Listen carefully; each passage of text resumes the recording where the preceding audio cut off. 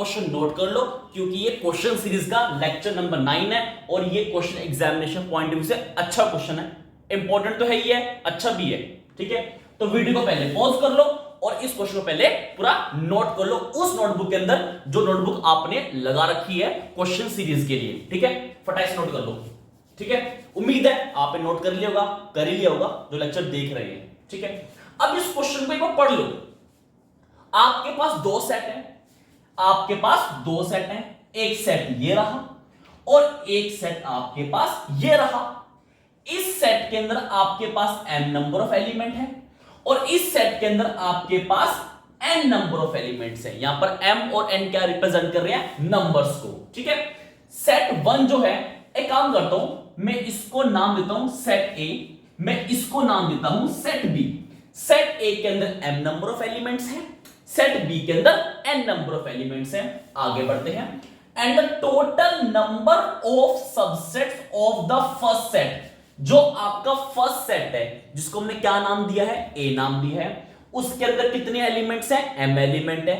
तो इसके कितने सबसेट बनेंगे? ऑब्वियस सी बात है यार, अगर इसमें m एलिमेंट है तो इसके सबसेट बनेंगे 2 की पावर m, जो हमने अपने सेकंड लेक्चर में, थर्ड लेक्चर में किया था। ठीक है, उसके बाद आपका ये है सेट B। सेट B के अंदर कितने एलिमेंट्स हैं? सेट B के अंदर n एलिमेंट्स हैं, तो इसके कितने सबसेट बनेंगे? इसके सबसेट बनेंगे 2 की पावर n।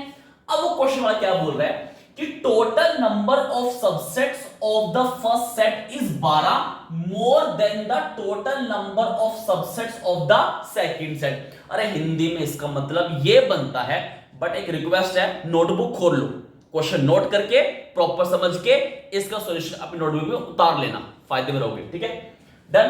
तो अब मुद्दे की बात यह है कि जो सेट A था उसकी जो सबसेट है, वो जो सेट B था जो उसके सबसेट हैं उससे 12 ज्यादा है। मतलब इसके जो सबसेट बने हैं वो इसके सबसेट से 12 ज्यादा है। एग्जांपल के तौर पर मैं बोलता हूं कि मेरी इनकम x रुपीस है और एक मेरा दोस्त है उसकी इनकम y रुपीस है, तो हम दोनों की इनकम का जो डिफरेंस है वो 12 रुपए है। मतलब जो मैं कमा रहा हूं और जो वो कमा रहा है, अगर मैं आपस में अपनी इनकम को माइनस करूं, मतलब जो मैं कमा रहा हूं और जो मेरा दोस्त कमा रहा है, हमारी इनकम का डिफरेंस कितना है? 12 है। कितना है? 12 है। यानी कि सेट A के जो सबसेट्स हैं वो 2 की पावर m है, सेट B के सबसेट्स 2 की पावर n है और सेट A के जो सबसेट है वो 12 ज्यादा है। यानी कि ये 12 ज्यादा है किससे?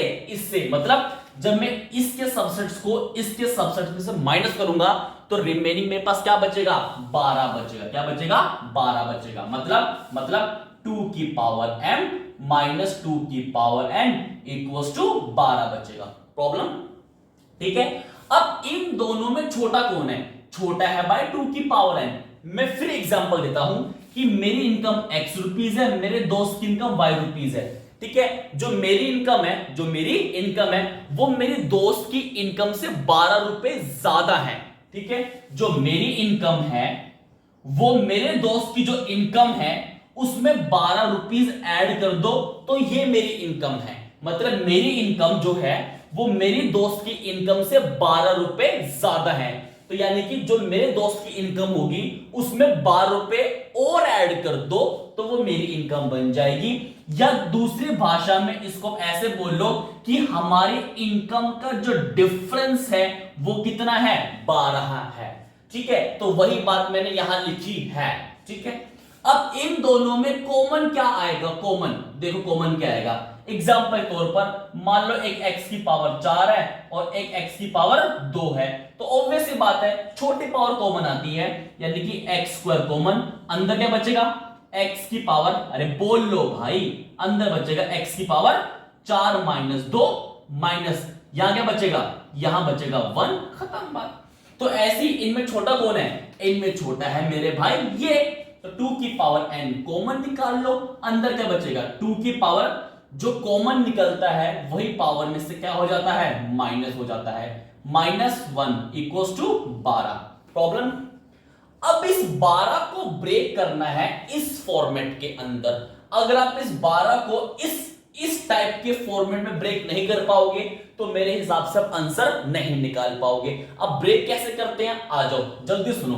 ये 12 है ना, मैं इस 12 को देखो ऐसे लिखूंगा, चेक करना, और ऐसे लिखोगे तो ही आंसर बनेगा। 12 को लिखूंगा मैं, पहले काम करो 12 के फैक्टर बना लो, प्राइम फैक्टराइजेशन कर लो। 2 छिके 12, 2 तिया 6, 3 एकम 3, यानी कि 4 तिये 12, यानी कि 4 इंटू 3। प्रॉब्लम किसी को अगर होगी तो भाई मुझसे डिस्कस कर लेना, कमेंट बॉक्स में लिख देना, अगर लिखना चाहो तो, गाली मत लिखना प्लीज। 4 को मैं 2 की पावर 2 लिख सकता हूं, और जो ये 3 है इस 3 को मैं 2 की पावर 2 माइनस 1 लिख सकता हूं, हाँ या ना। देखो 2 की पावर 2 क्या होता है, 4 होता है, और ये 3 है, 3 मतलब 2 की पावर 2, 4 में से गया 3, तो ये 4 है और ये 3 है, सही तो है। ये 4 है और ये क्या है, 3 है। अब चेक करो क्या ये वाला फॉर्मेट इस वाले फॉर्मेट से मैच कर रहा है। देखो बाहर है 2 की पावर n, बाहर है 2 की पावर 2, अंदर ब्रैकेट में क्या है 2 की power m minus n minus 1, अंदर क्या है 2 की पावर 2 माइनस 1, यानी कि अब इसको हम आराम से इक्वेट कर सकते हैं। तो इसको आप इक्वेट करो, लो n किसके बराबर आ जाएगा, n आ जाएगा 2 के बराबर, ये लो कोमा, और m माइनस n किसके बराबर आ जाएगा, m माइनस n बराबर आ जाएगा किसके किसके किसके 2 के। अरे हमने इक्वेट किए पावर्स को, क्यों, क्योंकि जो जिस टाइप का फॉर्मेट ये है उसी टाइप का फॉर्मेट ये बन चुका है, अब आराम से आप कंपेयर कर सकते हो ना। तो ठीक है, तो n किसके बराबर है 2 के बराबर, और m माइनस n किसके बराबर है 2 के बराबर, तो यहां से m माइनस n क्या आ जाएगा 2, n की वैल्यू क्या थी 2, तो यानी कि m कितना आ जाएगा माइनस 2 वहां जाएगा तो 4, ये लो, ये आपका n आ गया, ये आपका m आ गया, यानी कि सेट A के अंदर 4 एलिमेंट थे और सेट n के अंदर आपके 2 एलिमेंट थे।